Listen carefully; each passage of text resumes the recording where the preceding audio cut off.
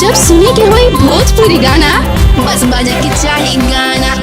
हर हर महादेव, हर हर महादेव, हर हर महादेव। बाबा के भक्त निकल पड़े हैं, भक्त निकल पड़े बाबा के दर्शन के लिए।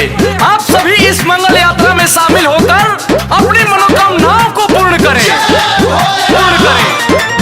बम भोला बाबा मोर मनोकामना पूरा करी। बम भोला बाबा मोर मनोकामना पूरा करी।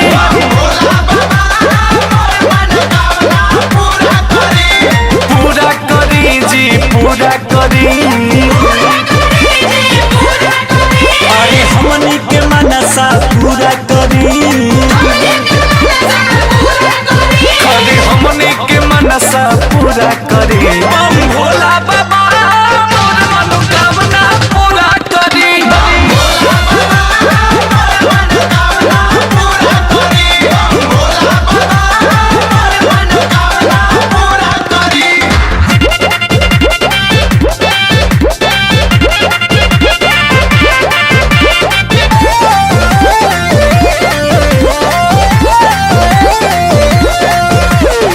ए बबुआ, कुछ हमरो खातिर गाई जा।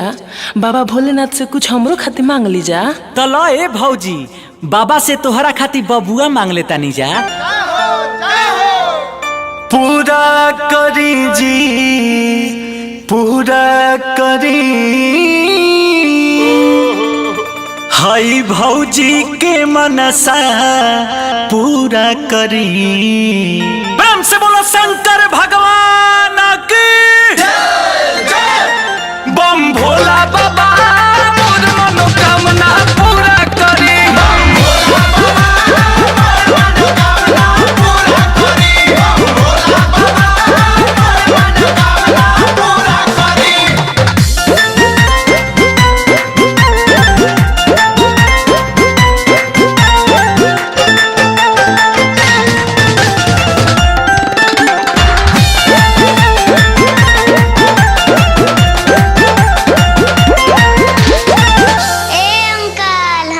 चाची मांग लीजा। अरे जियो हमार लाल, तू तो हमारा मने के बात छीन ले लो। अरे पूरा करी जी, पूरा करी। हई बबुओ के मनसा पूरा करी। जय जय शिव शंभो। बम भोला बाबा मोर मनोकामना पूरा करी।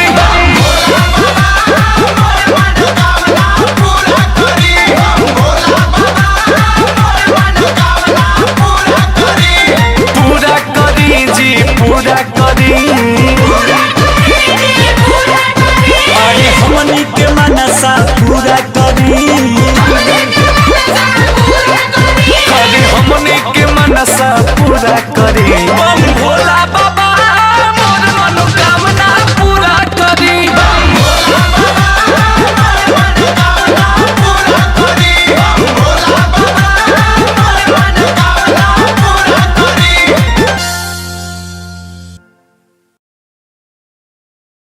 बम भोला